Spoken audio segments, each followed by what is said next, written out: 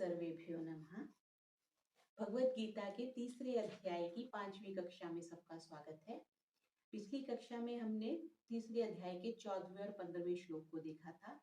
15वें श्लोक में श्री कृष्ण जी महाराज बताते हैं कि अर्जुन को बोलते हैं कि तुम्हें कर्म कैसे करने चाहिए, यज्ञ में कर्म करने चाहिए।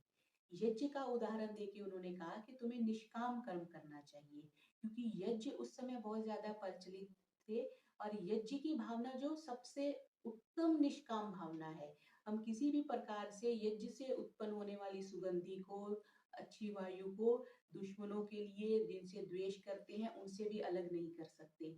तो यज्ञ की भावना सबसे ज्यादा निष्काम कर्म किसी को बताना है तो सबसे उत्तम निष्काम कर्म यज्ञ है। इसलिए यज्ञ में दूसरे कर्म भी आ जाएंगे, जैसे दान करना, तप करना, परोपकार करना। ये सारे कर्म भी यज्ञ भावना से करने के लिए श्री कृष्ण जी महाराज ने अर्जुन को पिछले श्लोक में कहा था।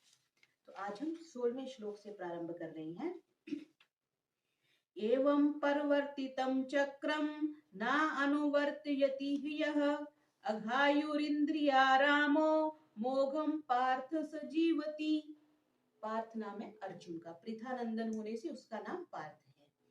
एवं इस प्रकार से परिवर्तितम, परिवर्त होना, लगना किसी चीज को, परंपरा से प्रचलित जो है, चक्रम ये जो संसार चक्र चल रहा है, न अनुवर्तती जो इसके अनुसार नहीं चलता, इस सृष्टि चक्र के अनुसार नहीं चलता, और वो इंद्रिय रामा अपने इंद्रियों के भोगों में जो रमन रहता है, वो क्या करता है, मोघम, मोघम करती है व्यर्थ, मोघमन्नम विन्दते अप्रचेताः सत्यम ब्रवीमि वदितस्य। भोजन मंत्र में हम बोलते हैं कि वो व्यर्थ ही जीता है। कैसे? पार्थ सजीवती, वो अघायु है, वो पाप में जीवन जीता है और व्यर्थ जीता है। जो व्यक्ति इस लोक में इस परंपरा से प्रचलित जो सृष्टि चक्र है, सृष्टि चक्र क्या है कि आदान प्रदान का, परार्थ के लिए, दूसरों के लिए हमें जीवन मिला है, जो इस प्रकार जीवन नहीं जीता, सिर्फ अपनी इंद्रियों के भोगों में रमन करता रहता है, वो अघायु है, वो पाप में जीवन जीता है, उसका जीना संसार में व्यर्थ है, ऐसा कृष्ण जी महाराज कह रहे हैं। क्योंकि अर्जुन ने ये प्रश्न किया था कि जब कर्म बंधन में बांधते हैं तो आप मुझे घोर कर्म में क्यों प्रवृत्त कर रहे हैं।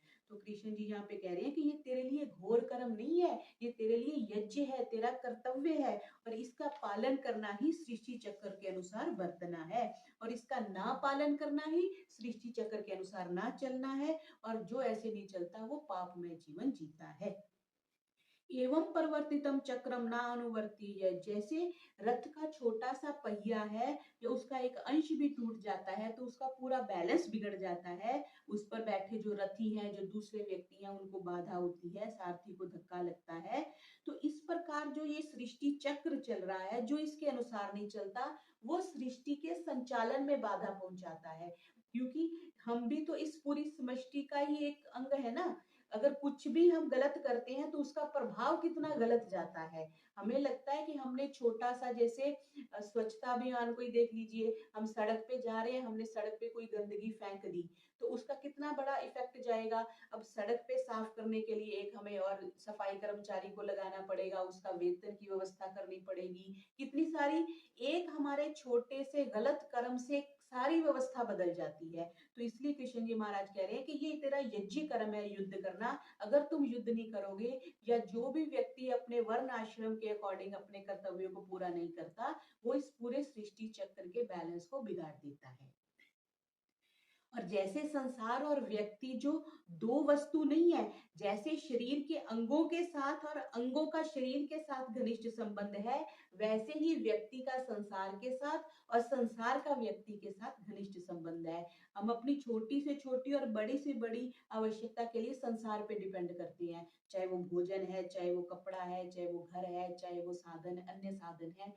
ऐसे ही हम सब कुछ संसार के असंख्य लोगों से हम अपना सहयोग लेते हैं। इसलिए हमारी ये भी एक कर्तव्य बनता है कि हम उनके सहयोग करने के लिए अवश्य कुछ ना कुछ करें। आगे कहा इंद्रिय रामा, जो मनुष्य सिर्फ अपनी कामना के लिए, अपनी ममता के लिए आसक्ति होकर इंद्रियों के भोगों को भोगता रहता है, भोगों में रमन करने वाला जिसको कहा गया है, ऐसा मनुष्य क्या है, पशु से भी नीचा है। पशु तो अपने पिछले पाप कर्मों को भोग भोग के कारण ही वो पशु योनि में आया है। उनको भोग करके हो सकता है वो क्लीन हो जाए, क्लियर हो, चिट हो जाए और वो आगे उसको मनुष्य जन्म मिल जाए।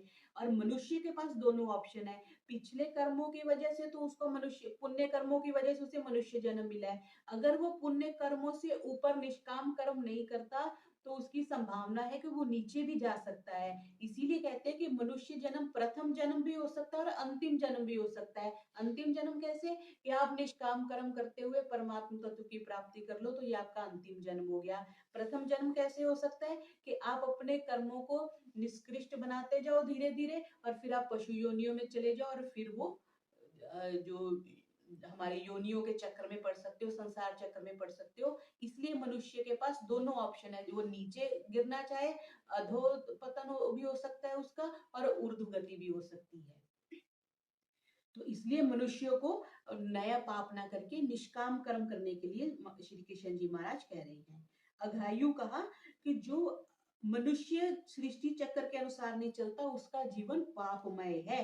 क्यों? क्योंकि इंद्रियों के द्वारा भोगने वाला मनुष्य हिंसा रूपी पाप से नहीं बच सकता। हम बहुत प्रकार की हिंसा करते हैं, हम गाड़ी चलाते हैं, पैदल चलते हैं, कितने कीड़े मकोड़े हमारे पैरों के नीचे आ जाते हैं। कई बार हम अननेसेसरी हॉर्न बजाते हैं, उससे नॉइज पोल्यूशन होता है। कितना हम संसार की पोल्यूशन कितना कर रहे हैं। तो बहुत प्रकार से हम अपनी जरूरतें पूरी करने के लिए पाप कर रहे हैं। तो इसलिए जो मनुष्य का जीवन पाप में हो जाता है। इसलिए तुलसीदास जी महाराज भी एक जगह लिखते हैं, पर द्रोही, पर दाररत, पर धन, पर अपवाद, ते नर पावर पाप में देह धरे मनु जात। जो पाप करते हैं, जो दूसरों के हानि करते हैं, वो एक तरह से पाप करते हैं। आगे क्या है, मोघम पार्थ सजीवती, जो अपने कर्तव्य का पालन नहीं करता वो मनुष्य की, उस मनुष्य की सभ्य भाषा में एक निंदा कर रहे हैं, एक ताड़ना कर रहे हैं कि ऐसा मनुष्य संसार में व्यर्थ ही जीता है, वो मर जाए तो अच्छा है। क्यों? क्योंकि अगर आप कर्तव्य का पालन करके सृष्टि को सुख नहीं पहुंचाते तो कम से कम हमें दुख भी नहीं पहुंचाना चाहिए। जैसे भगवान श्री राम ने वनवास पे जब गए तो अयोध्या वासियों के चित्रकूट जब आने पर कोल किरात और भील आदि जो जंगली लोग थे उन्होंने ये कहा कि हम आपके वस्त्र हैं, आपकी चीजें नहीं चुराते, यही हमारी बहुत बड़ी सेवा है। तो ऐसे ही अपने कर्तव्य का पालन ना करने वाले मनुष्य कम से कम सृष्टि चक्र में बाधा ना डाले, यही उनकी सेवा है। मतलब जो बुरा कर्म करते हैं वो ना करें और जो अच्छा करते हैं वो करें, तभी सृष्टि चक्र का बैलेंस रह सकता है। इसी को इस दृष्टि से भी कह सकते हैं, अपने ईशोपनिषद में तेन त्यक्तेन भुंजीता, अपने संसार को त्याग पूर्वक भोगो। मतलब जो भी आप चीज का भोग कर रहे हैं वो दूसरों को दे करके उसका भोग करना चाहिए। इसका उर्दू भाषा में क्या कहा उन्होंने, इसी तरह दुनिया का चलता है दौर, जो इस दौर से हटके ले रहा और वो ख्वाहिश का बंदा गुनाहगार है, हयात उसकी दुनिया में बेकार है। हयात कहते हैं जीवन को, उसका जीवन में दुनिया में उसका जीना बेकार है जो इस तरह की दुनिया से नहीं चलता है, मतलब दुनिया के क्रम से नहीं चलता है। आगे 17वां देखेंगे, यस्त्वा आत्मरतितेव स्यादात्मतृप्तश्च मानवः, आत्मनि एव च संतुष्ट तस्य कार्यं न विद्यते। यह, परंतु क्या कहा, जो आत्मरति, जो अपनी आत्मा में अपने आप में रमन करने वाला है, स्याद आत्म तृप्त, जो अपनी आत्मा से तृप्त है, मतलब अपने आप में संपूर्ण है, उसके लिए आत्मनि एव च संतुष्ट, जो अपने आप में पूरी तरह से संतुष्ट है, उसके लिए तस्य कार्यम न विद्यते, उसके लिए कोई कर्तव्य नहीं है।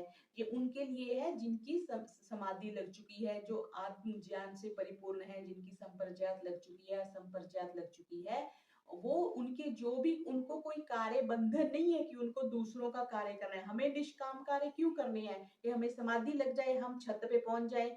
जब छत पे पहुंच गए तो सीढ़ी का कोई कार्य नहीं रह जाता। निष्काम कर्म हम कर रहे हैं कि हम सीढ़ी पे पहुंचे। जब सीढ़ी पे, छत पे पहुंच गए और छत पे पहुंचना ही हमारा डेस्टिनेशन था, फिर हमें सीढ़ी की आवश्यकता नहीं रह जाती। तो इसलिए कह रहे हैं तस्य कार्यम न विद्यते, उसके लिए इन कार्यों की कोई आवश्यकता नहीं रह जाती। क्योंकि संसार में उन्होंने देख लिया कि प्रीति, तृप्ति और संतुष्टि कभी स्थायी नहीं है। हम सुबह भोजन करते हैं, 4 घंटे बाद फिर भूख लग जाती है, मध्यकाल में मध्याह्न में भोजन किया, फिर रात्रि में फिर भोजन की इच्छा हो जाती है।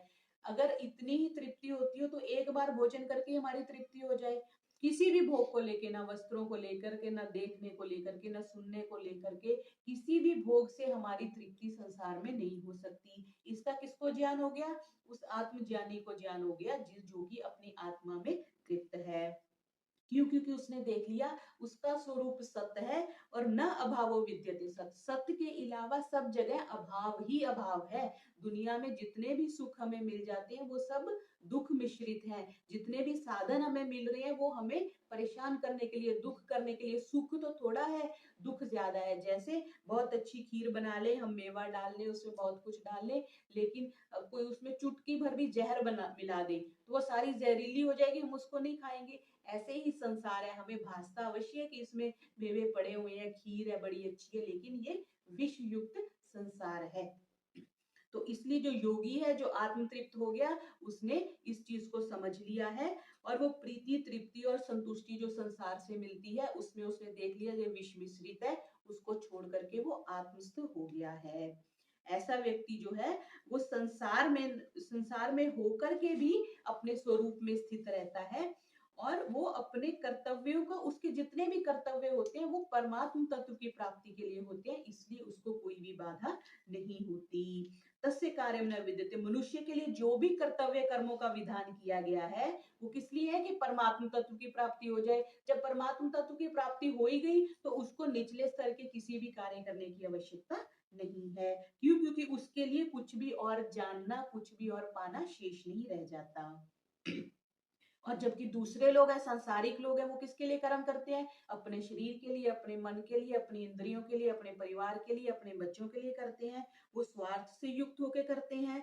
इसलिए जो निस्वार्थ भाव से देश के लिए करते हैं, जैसे हम देखते कितने बलिदानी है, स्वतंत्रता संग्राम में कितनों ने बलिदान दे दिया, तो वो सर्वोत्तम बलिदान है जिन्होंने अपना सर्वस्व न्यौछावर कर दिया। जैसे स्वामी श्रद्धानंद जी ने अपना सब कुछ न्यौछावर कर दिया, अपनी सारी प्रॉपर्टी, अपने परिवार को, अपने बच्चों को भी गुरुकुल में ले गए थे। तो एक तरह से सर्वस्व जिन्होंने न्यौछावर कर दिया, उनके लिए कुछ और कार्य करने, उनका कुछ और विधि बाकी नहीं रह जाती। क्यों? क्योंकि उनकी और कोई अपने स्वार्थ के लिए कोई उनकी कामना नहीं रह जाती, इसलिए कहा है। तो उनके लिए जो भी ऐसे व्यक्ति जो साधु हैं, संत है, योगी हैं, जो हम देखते हैं हिमालय में बैठे हैं, छोटी सी अपनी गुफा में बैठे हैं, उनके लिए कहा कि उनको कोई कार्य करने की आवश्यकता नहीं है। क्यों? क्योंकि वो अपने आप में तृप्त हैं। न कुछ उसको अफ़ाल से फायदा, अफ़ाल बोलते हैं कर्मों से, न कुछ उसको अफ़ाल से फायदा, न कुछ तरके आमाल से फायदा, न दिल बस्तगी है जहां से उसे, न कुछ मुद्दा ई ओ आ से उसे। उसको इस दोनों लोगों से कोई मतलब नहीं हो जाता, उसने अपने सारे कर्मों का त्याग कर दिया है। आगे 18वां देखेंगे। न एव तस्य कृतेनार्थो न अकृतेनेह कश्चन, न चास्य सर्वभूतेषु कश्चित् अर्थ व्यपाश्रयः। तस्य, उस योगी का, जिसके पिछले में बात करी, जो आत्म तृप्त है, जो आत्म संतुष्ट है, उस कर्म योग से सिद्ध हुए महापुरुष का इस संसार में ना तो कर्म करने से अर्थ, अर्थ कहते हैं प्रयोजन को। आप मार्केट गए, आप हमारे घर आए, आपका क्या प्रयोजन है? तो ना तो उससे कोई प्रयोजन रहता है और ना अकृत्य, ना कर्म ना करने से कोई प्रयोजन रहता है। तथा सर्वभूतेषु, संपूर्ण प्राणियों में किसी भी प्राणी के साथ उसका कश्चित् अर्थ व्यपाश्रय, उसका कोई भी स्वार्थ का संबंध नहीं रह जाता। वो कर्मों से क्यों उसके सारे बंधन क्यों हट गए? क्यों? क्योंकि उसका किसी के साथ भी स्वार्थ रूपी जो बंधन है वो नहीं रह गया। हम दो भावनाओं के कारण कर्म करते हैं, या तो अपने कामना की पूर्ति के लिए या कामना की निवृत्ति के लिए। हम कामना की, संसारी लोग कामना की पूर्ति के लिए करते हैं, भोजन करते हैं, संसार से चीजें खरीदते हैं, कपड़े खरीदते हैं, गाड़ी खरीदते हैं, घर बनाते हैं, क्योंकि हम अपनी कामना की पूर्ति के लिए कर रहे हैं। और जो योगी है वो कामना की निवृत्ति के लिए, कामनाओं को हटाने के लिए कार्य करता है। तो इस तरह से जो ऐसा है वो निस्वार्थ भाव से सृष्टि के हित के लिए जो उसके कर्म है वो कर्तव्य कर्म हो गए। तो क्योंकि ये समझने की बात है कि जो भी हमें मन, इंद्रियां, शरीर, ये साधन मिले हैं, ये सारे परार्थ के लिए है, परोपकार के लिए, दूसरों के लिए है। इसलिए जो इसका प्रयोग करता है वो समष्टि के लिए, संसार के लिए इनका प्रयोग करते हैं, वो कर्म बंधन में नहीं बंधता। और अगर सिर्फ हम अपने स्वार्थ के लिए करते हैं, फिर हम कर्म बंधन में बंध जाते हैं। इसलिए अर्जुन को कह रहे हैं कि ये तुम्हारा घोर कर्म, जिसको तुम कह रहे हो घोर कर्म नहीं है, ये तुम असक्त होके, बिना आसक्ति के तुम अगर ये कर्म करोगे तो तुम इसमें लिप्त नहीं होगे, इसमें बंधन में नहीं पड़ोगे। न अकृतेन कशम, जो मनुष्य शरीर, इंद्रियों और बुद्धि से अपना संबंध रखता है तो आलस्य, प्रमाद आदि में भी रुचि रखेगा, वो कर्मों को नहीं करना चाहेगा, क्योंकि उसका प्रयोजन प्रमाद, आलस्य, आराम आदि से उत्पन्न तामस सुख रहेगा। लेकिन जो सिद्ध हो चुका है, जो अपनी आत्मिक स्थिति को प्राप्त कर चुका है, उसका क्या है कि इससे तो कोई संबंध रहेगा ही नहीं, तो आलस्य आदि में रुचि नहीं रहेगी। तो हम ऐसा नहीं कह सकते उसको कार्य करने की आवश्यकता ही नहीं है। क्यों? कि जैसे हम योगी देखते हैं 6-6 महीने पहाड़ों में रहते हैं, हिमालय में रहते हैं, कुछ खाते नहीं है, कुछ पीते नहीं है, तो उनके लिए जो अकृत्य है, जो कर्म ना करने से भी उनका कोई प्रयोजन नहीं है, वो अपने आप में स्थित बैठे हैं। उनको किसी चीज की, सांसारिक किसी भी वस्तु की, किसी भी व्यक्ति से, स्वार्थ से संबंधित उनका संबंध नहीं रहता। क्योंकि वो प्रकृति लय जो योगी होते हैं, वो प्रकृति से ऊपर उठ चुके हैं, इसलिए उनका इस प्रवृत्ति और निवृत्ति से कोई भी संबंध नहीं रहता।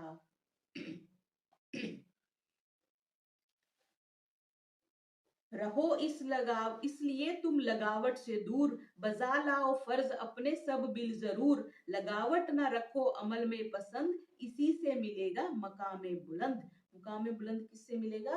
कि तुम लगावट से दूर रहो, अटैचमेंट से दूर रहो, तभी तुम निष्कामी होकर के उस परमात्मा तत्व को प्राप्त कर सकते हो। 19वां देखेंगे। तस्मात् असक्तः सततं कार्यं कर्म समाचर, असक्तो हि अचरन् कर्म परमाप्नोति पुरुषः। परमाप्नोति, वो परमात्मा को प्राप्त कर लेता है। कौन? जो निरंतर सततम, सततम अभ्यास, निरंतर जो अभ्यास करता है, असक्त, आसक्ति रहित होकर के कर्म का भली भांति समाचार आचरण करता है, वो क्या करता है? ऐसे कर्म करता हुआ मनुष्य जो है परमात्मा को प्राप्त कर लेता है। अपना एम तो यही है ना, डेस्टिनेशन तो यही है कि हमें परमात्मा की प्राप्ति हो जाए। उसकी प्राप्ति के लिए क्या है कि हम असक्त होके, बिना किसी स्वार्थ के, हम जब हम कर्म करते हैं तो हम उस स्थिति को प्राप्त कर लेते हैं। आसक्ति है किसी भी आकर्षण से किसी चीज के साथ जुड़ना। फोन पसंद आ गया, नया आईफोन आया, उसके साथ हमारी आसक्ति होगी, हमने उसको प्राप्त कर लिया। कोई हमने गाड़ी नहीं आ गई, उसको पसंद कर लिया, आसक्ति होगी, उसको प्राप्त कर लिया। किसी भी चीज में आकर्षण होता है, वहां हमारी अटैचमेंट हो जाती है, फिर हम उसको पाना चाहते हैं। पा करके भी हमारी तृप्ति नहीं होती। अगर 70-80% तृप्ति होती है तो 20% तो डिससेटिस्फेक्शन रहती है। अच्छा ये मॉडल नहीं है, अच्छा ये कलर लेना चाहिए था, अच्छा इसमें बाकी सब तो ठीक है, लेकिन ऑटो गियर होता तो ठीक था। तो कुछ ना कुछ, जितनी मर्जी आपको अपने पसंद की चीज ले लो, उसमें कुछ ना कुछ आपकी जो है डिससेटिस्फेक्शन बनी रहती है। तो जितने भी जड़ पदार्थ है ना, ये उनका स्वभाव है। पूर्णता सुख वो दे ही नहीं सकते। पूर्णता सुख सिर्फ सत्व दे सकता है, हमारी अपनी आत्मा दे सकती है। इसलिए हमें उसको प्राप्त करने का प्रयास करना चाहिए। तो यहाँ का क्या? सततम असक्त, निरंतर आसक्ति रहित होना है। ये नहीं आज तो वैराग्य की भावना पैदा कर ली, कल फिर छोड़ दिया। तो वैराग्य को प्राप्त करने के लिए, परमात्मा को प्राप्त करनी है। बहुत से लोग अपने शरीर को कष्ट देते हैं, शरीर के अपने अंगों को कष्ट देते हैं, ये पाने के लिए कि मैं परमात्मा तत्व से जुड़ जाऊं। क्यों? क्योंकि हम दुख में सुमिरन करते हैं। दुख में सुमिरन सब करे, सुख में करे न कोई, जो सुख में सुमिरन करे तो दुख काहे को होए। तो ऐसे बहुत से योगी संत होते हैं जो कभी अपनी एक टांग को बांध लेंगे लंगड़ेपन का अनुभव करने के लिए, एक आंख पे पट्टी बांध लेंगे अपने अंधेपन का अनुभव करने के लिए, कि परमात्मा 2 आंखों की बजाय अगर 1 आंख देता तो मेरा जीवन कैसे होता। ऐसा विचार करते हैं तो वो परमात्मा तत्व से जुड़ते हैं। तो यहाँ क्या कहा? असक्त कैसे होना? निरंतर। ये नहीं एक दिन तो वैराग्य का अभ्यास कर लिया, बीच बीच में हमें भी प्रयास करना चाहिए। कभी एक दिन फोन को छोड़ के देखें, कभी एक दिन कुछ विशेष भोजन को छोड़ के देखें, ताकि हमारा वैराग्य जो है वो दृढ़ हो जाए। ठीक है ना? कार्यम, कर्तव्य जिसको कहते हैं कि जो हमें अवश्य करना चाहिए। हम जिस भी वर्ण अवस्था में है, जिस भी आश्रम में रह रहे हैं, ब्रह्मचर्य है, गृहस्थ है, वानप्रस्थ है, सन्यासी है, हमें हमें उन कर्मों को करना चाहिए। और कैसे करना चाहिए? समाचार, सावधानी पूर्वक, उत्साह के साथ और तत्परता से करना चाहिए। समाचार, आचरण कैसे करना है? सम होके अच्छी प्रकार से आचरण करना चाहिए। जो शास्त्र विहित कर्म है, जो विधि हमें कही गई है, ऐसे कर्मों को हमें करना चाहिए और वो सहज कर्म है। इसलिए अर्जुन को श्री कृष्ण जी महाराज कह रहे हैं कि युद्ध करना तेरे लिए सहज कर्म है। जैसे खाना बनाना पत्नी के लिए सहज कर्म है, लेकिन पति के लिए सहज नहीं है। तो हमें सहज कर्म है, पति के लिए वो घोर कर्म हो सकता है। जैसे कुम्हार के लिए घड़ा बनाना सहज कर्म है, हमारे लिए वो असहज हो जाएगा। तो यहाँ पे कह रही है अर्जुन को कि तू क्षत्रिय है और युद्ध करना तेरा सहज कर्म है। इसलिए सहज कर्म को कैसे करना है? अनासक्त होके कर। अनासक्त होने पे तुझे समता की प्राप्ति होगी और परमात्मा की प्राप्ति होगी। इसी को उन्होंने ये कहा था कि रहो इसलिए तुम लगावट से दूर, बजा लाओ फर्ज अपने सब बिल जरूर, लगावट न रखो अमल में पसंद, इसी से मिलेगा मकाम बुलंद। इसी से तुम्हें परमात्मा तत्व की प्राप्ति होगी। तो आज के पाठ में हमने तीसरे अध्याय के 16वें से 19वें श्लोक को देखा। ओम शांति शांति शांति।